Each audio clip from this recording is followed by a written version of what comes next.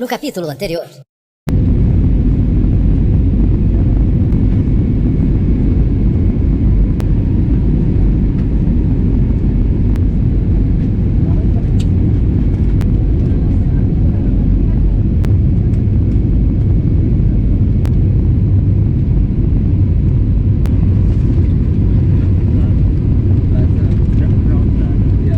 Já tô no aeroporto de Belgrado. O aeroporto tá ali.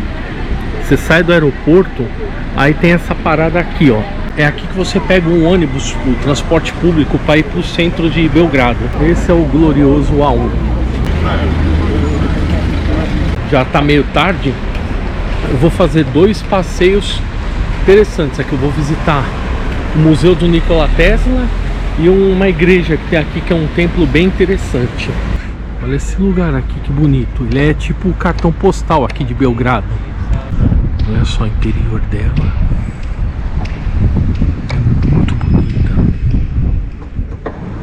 Olha esses detalhes.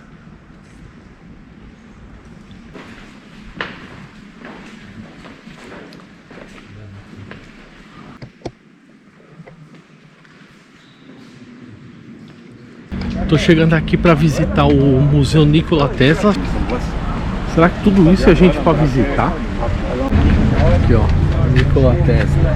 Esse é o cara. Fique com o capítulo de hoje. No dia seguinte. Bom, outro dia já. E pensa num cidadão que dormiu. Esses 2 dias de viagem, aeroporto, avião. Resultado, claro, ontem eu ia dormir mais cedo, porque achei que eu já ia estar cansado. Ainda fiquei conversando com um brasileiro que tá no meu rosto. Resultado, foi dormir lá pra meia-noite e pouco. Acordei que horas? Quase 11 horas da manhã hoje. E acordei assim. Se deixasse eu dormia mais.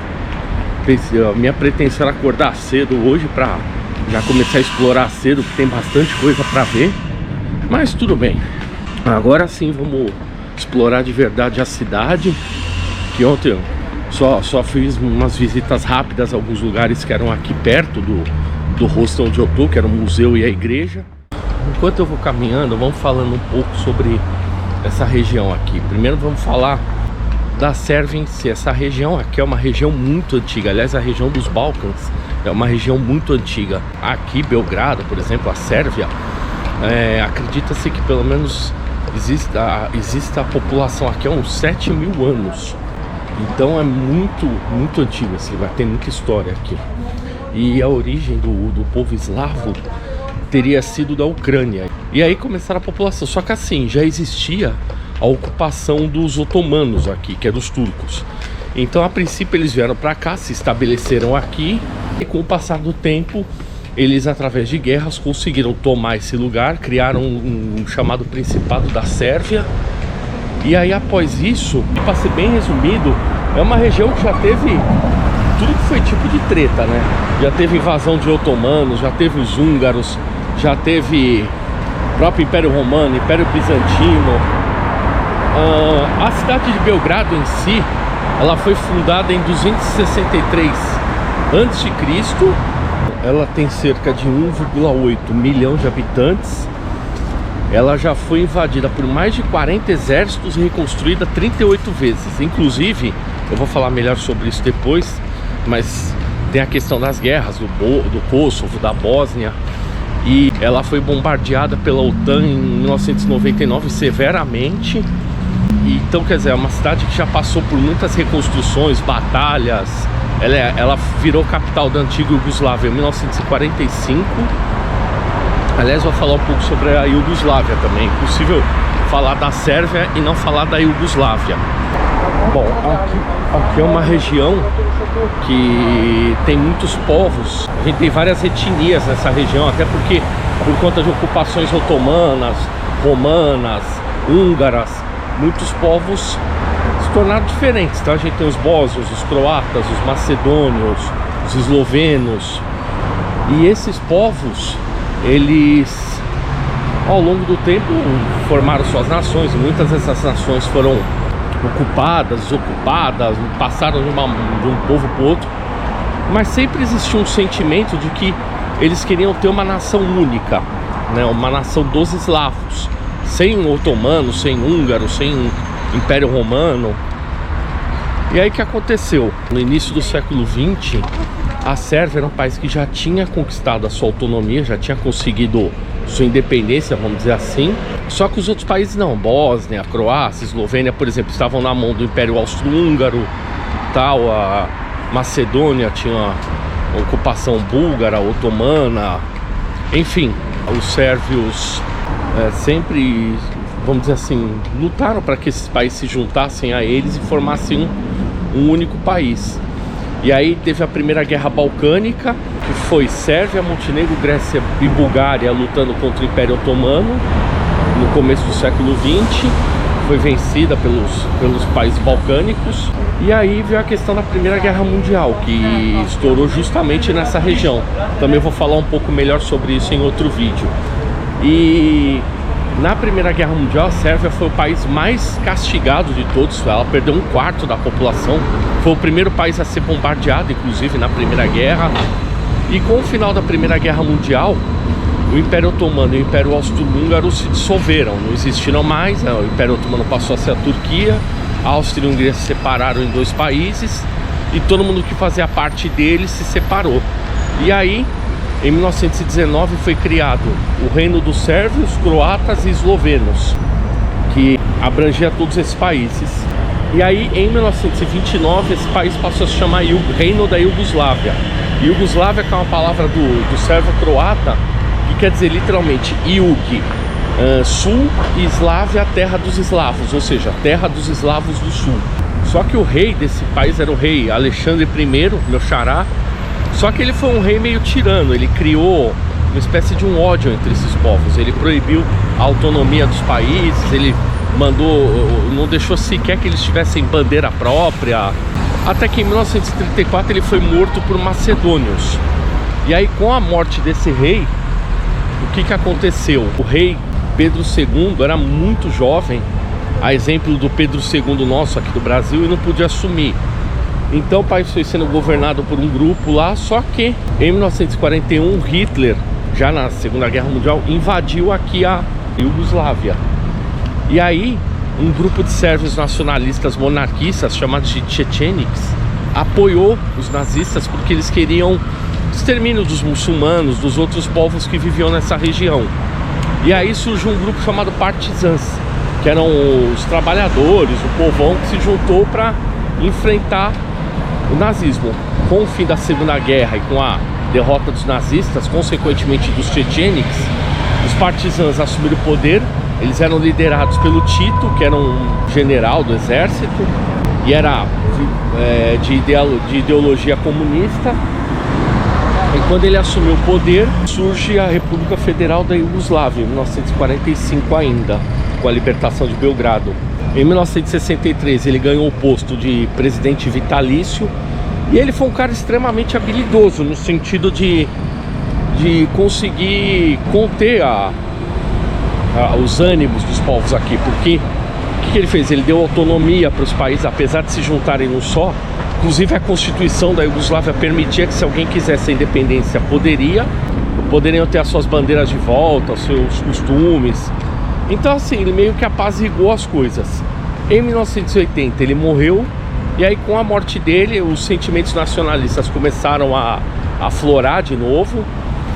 E até que chegou no poder um cara chamado Slobodan Milošević. Esse cara vai ser muito citado durante essa viagem. Ele foi uma figura importante do lado negativo, claro, em muitas coisas que aconteceram aqui. Bom, com a queda do Muro de Berlim em 89 e o fim da União Soviética em 91, a Iugoslávia não tinha como durar muito tempo. E aí, em 1991, a Eslovênia, a Croácia e a Macedônia do Norte pediram independência. A Macedônia não teve problema nenhum, porque era um país que não tinha muitos sérvios morando lá, tal, era meio que um patinho feio da região. A Iugoslávia não se incomodou. Já com a questão da Eslovênia, eles chegaram a fazer uma guerra que durou só 10 dias, então não foi muita coisa. Logo eles também deixaram quieto. Já a Croácia não. A Croácia teve uma guerra que durou de 91 a 95. Vou falar melhor sobre isso depois. E a Bósnia, no ano seguinte, em 92, através de um referendo, também pediu independência.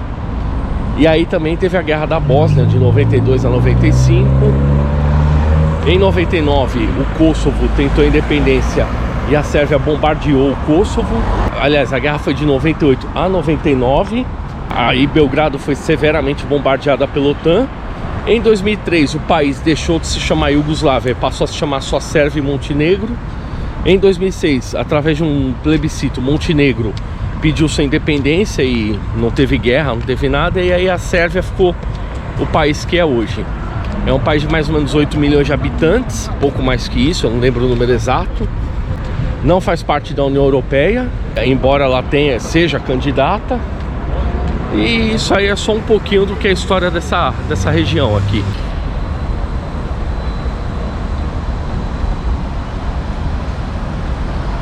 Eu agora há pouco mencionei o fato da cidade de Belgrado ter sido bombardeada por causa da Guerra do Kosovo, né? Esse bombardeio durou 78 dias e até hoje ainda existem marcas na cidade. Deixa os ônibus pararem, porque agora resolveu vir todos os ônibus do mundo, né, pra cá. Se eu estivesse esperando um ônibus, eu passava um. Eu vou mostrar pra vocês uma coisa. Esses aqui são alguns exemplos de prédios que foram bombardeados em 98 pela OTAN. Olha só, e esses prédios nunca foram reconstruídos. Dizem que existem um monte aqui na cidade de Belgrado. Tá vendo, ó? Totalmente destruído. E eles conservaram o prédio. Eu não sei exatamente se é por falta de dinheiro ou se eles quiseram deixar mesmo como memória do que aconteceu, né? Então é muito comum você andar por aqui e achar prédios assim, falo. Olha só essa faixa que tá aqui estendida. Ali tá dizendo Sérvia sem Kosovo é como um humano sem o coração. Stop OTAN. NATO é OTAN em inglês. Essa questão do Kosovo para a Sérvia é uma questão muito importante. Eu vou falar um pouco mais à frente sobre a questão da guerra do Kosovo, da independência do Kosovo. Mas para resumir, Kosovo era uma espécie de uma província autônoma da Sérvia. Assim como a Voivodina no norte, o Kosovo ficava no sul. E o Kosovo é um país de maioria albanesa, de etnia albanesa. E eles sempre lutaram para se separar da Sérvia. Só que a Sérvia tem uma questão.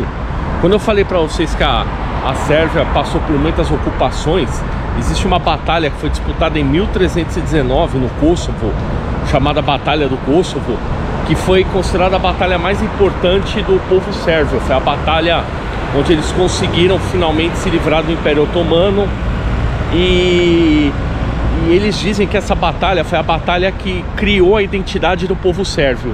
Então o Kosovo para eles é uma questão muito importante. Eles não abrem mão, tanto que a independência deles não é aceita pela Sérvia até hoje. Para eles o Kosovo é uma região da Sérvia e ponto final. Eles não aceitam nem se questione isso. E por que ali está dizendo Stop OTAN? Porque desde que ocorreu a separação, vamos dizer assim, que o Kosovo lutou com o apoio dos Estados Unidos, a OTAN é quem administra o país. Então eles alegam que é a OTAN que está interferindo nisso. E eles pedem que a OTAN deixe essa questão para lá, que o Kosovo é deles e ponto final. E como diz ali, para eles é como se tivesse tirado o coração deles. É uma questão muito complicada. Inclusive, até estava falando com o brasileiro disso ontem.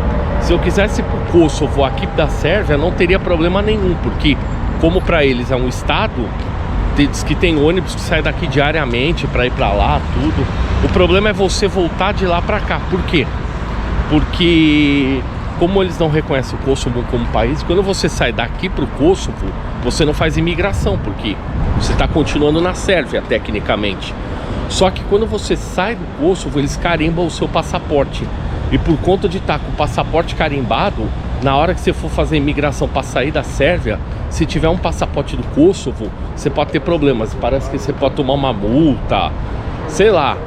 Ou, por exemplo, se você tiver um carimbo do Kosovo e quiser entrar na Sérvia um dia, parece que eles não te aceitam. É uma questão bem complexa. Então, se você quiser visitar Sérvia e Kosovo numa mesma viagem, a recomendação é que você venha para a Sérvia primeiro, visite aqui, depois vá para outros lugares e aí depois você vai para o Kosovo. Inclusive o Kosovo é um dos países que está na minha lista de viagem, mas eu vou fazer maior rolê até chegar lá, né? Não vou direto daqui, justamente por esse problema. Que inclusive também tem outro problema. Quando você sai daqui para o Kosovo, você não faz imigração. Só que na hora que você sair do Kosovo para outro país, que forem carimbar seu passaporte, se você não tiver entrada, também dá um problema. Diz que é meio que um pé no saco isso aí. Uma coisa curiosa que eu tinha visto já num vídeo é que aqui no centro, pelo menos na parte central do Belgrado, as vagas de estacionamento tem esse contador aqui. Parece ter uma espécie de um sensor que fica no chão. Se eu achar algum eu mostro. E aí vai mostrando, por exemplo, a 1 km tem 4 vagas naquele lugar, a 750 metros tem uma vaga pra lá, ali tá lotado, ali tem 15 vagas. Então é legal que você já bate o olho e já sabe onde você pode estacionar seu carro.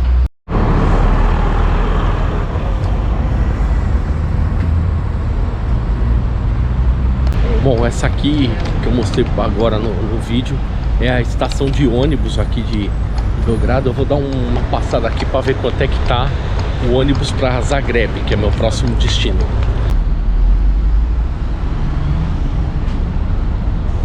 Interessante, eu não sei exatamente o que é isso aqui. Provavelmente são alguns santos, tem umas datas aqui, tá explicando, mas o meu server não tá muito em dia, então vou deixar quieto. Mas é bonito. Provavelmente isso foi feito em 2020, acredito eu, sei lá. E aqui perto da estação tem um posto de Wi-Fi livre e funciona bem. Eu estou usando agora para aproveitar para salvar uns arquivos meus aqui, já postei umas fotos. Funciona legal, interessante. E parece que tem outros pontos aqui da cidade que tem isso também. Ó, quem quiser saber como é uma placa de carro aqui da Sérvia, ó, é desse jeito.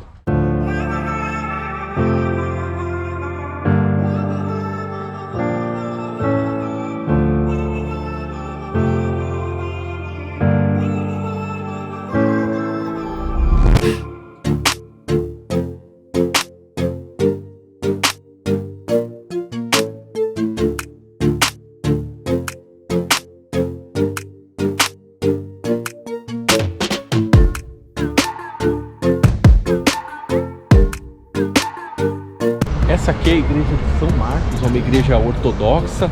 E uma curiosidade sobre ela é que essa igreja foi destruída na Primeira Guerra Mundial, foi bombardeada. E ela foi reconstruída entre 1939 e 1940, foi totalmente refeita.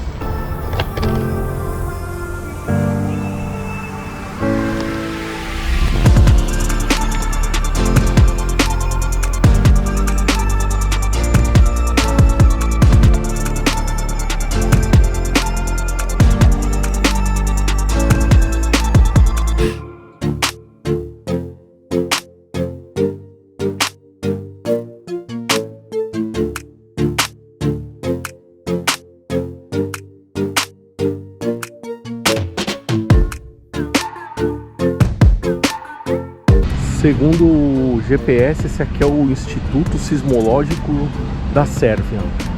Essa região dos Balcãs, tal, de vez em quando tem uns terremotos aqui. Já teve lugares tipo na Macedônia, na Albânia, Grécia, Bulgária, que já sofreram bastante com esse tipo de fenômeno. Uma curiosidade, olha o nome dos outros lugares em sérvio aqui: Spanija, Egipate, Sicília, o J aqui tem som de Lisabon, Valência, Dominicanska República, Maurícios, Maldivas, Seychelles, deve ser Seychelles, Paris com Z.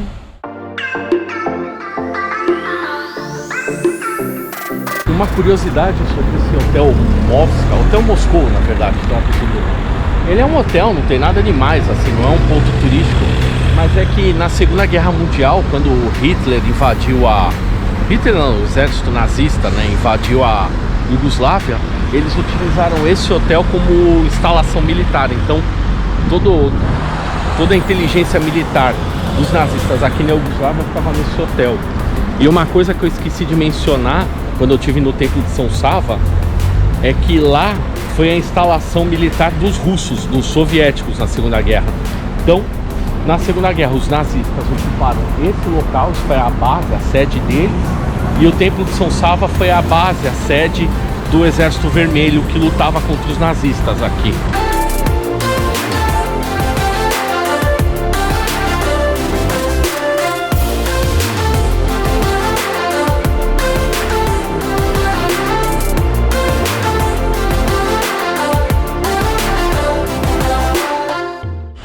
Bom, agora eu tô chegando num lugar aqui que é um ponto turístico, que é um calçadão, uma espécie de um boulevard que não tem carros. Eu vou mostrar o nome aqui porque eu não sei pronunciar isso. Esse aqui, ó, Knez Mihailova. Um boulevardzão bem comprido e aqui tem um monte de lojas, de coisas assim. É um ponto turístico aqui onde as pessoas vêm. Dizem que à noite fica cheio aqui também. Apesar que não, acho que o da noite é uma outra rua que tem agora eu lembrei. O que é o calçadão noturno é o outro. Ó, aqui tem várias lojas, também tá umas banquinhas. Vamos dando uma olhada aqui no que tem nesse calçadão. E ele vai até lá em cima, até quase o Parque da Fortaleza. Bom, caminhei a rua inteira, não é muito grande. Basicamente, você vai encontrar são lojas no primeiro pedaço, tem alguns cafés, alguns lugares para comer, algumas casas de câmbio, bastante barraquinha de souvenir, coisa assim. E aqui tem um shopping. Ali na frente já é o parque, já é o Calamedian. Tava conversando com a tia ali, fui comprar um imãzinho de geladeira, eu aprendi já umas palavras em sérvio. Olá é zdravo, obrigado é fala. E ela me ensinou o de nada, agora eu esqueci, mole, acho que é mole. Já é umas palavrinhas para falar em sérvio, para se virar aqui com o povo. Quer dizer, o obrigado eu já tinha aprendido, que é fala.